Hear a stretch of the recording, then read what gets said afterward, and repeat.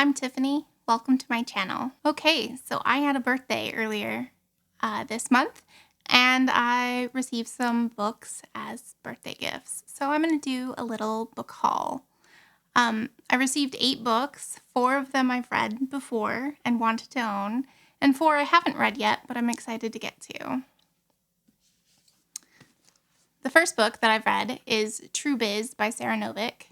Sarah Novick is a deaf author, and this is all about a deaf school and deaf community. We get perspectives from 3 different people. One, a deaf girl in a hearing family who's not been introduced to sign language.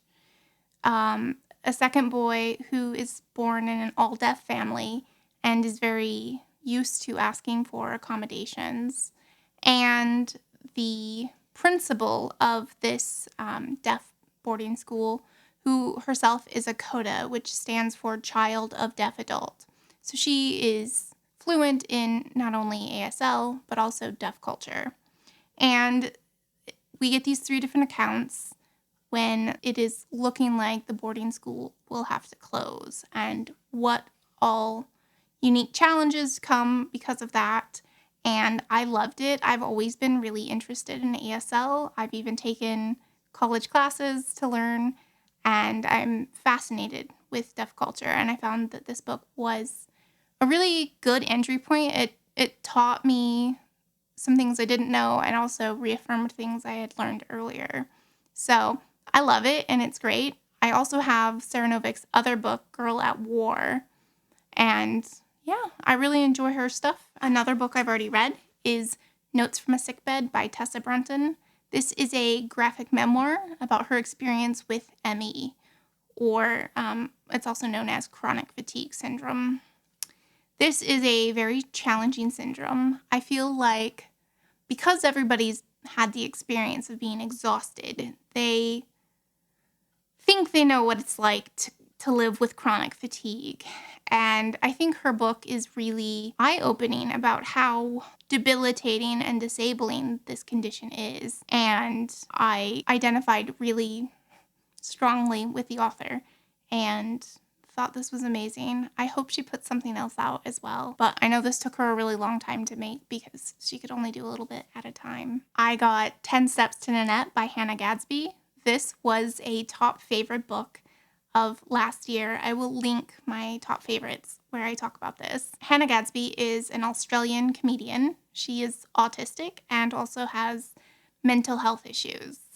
This is her memoir around the time when she shot to fame, when she got her Netflix special that kind of made her a household name in comedy circles. She has some really dark humor, which I appreciate, and tells this story, what her mental health and what her physical health was like as she's rocketing to the heights of success. She was falling apart, and this was it was illuminating and funny in a lot of places. And I also have the audiobook. She has a beautiful Australian accent and narrates it herself, which I think makes it even better. This was so good, and I am so glad to have a physical copy. I want to reread it sometime soon. The last book I received that I've already read is Seek You by Kristen Radke.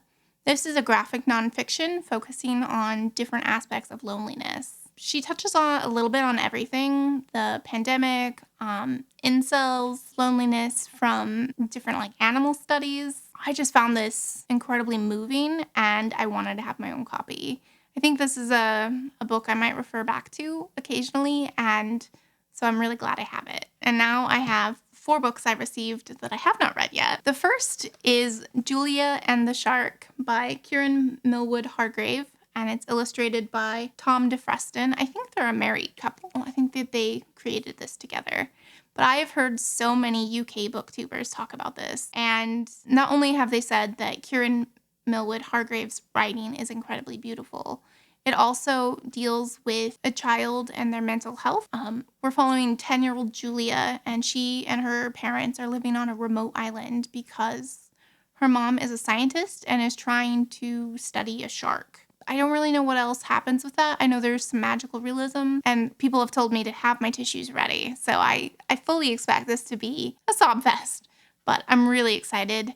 This was one of the books I wanted to get when I heard Book Depository was shutting down because it hadn't yet been published in the United States, but it has since been published, and I got a copy for my birthday, and I'm very excited. I have the book My Heart by Semesdin Mehmedinovic.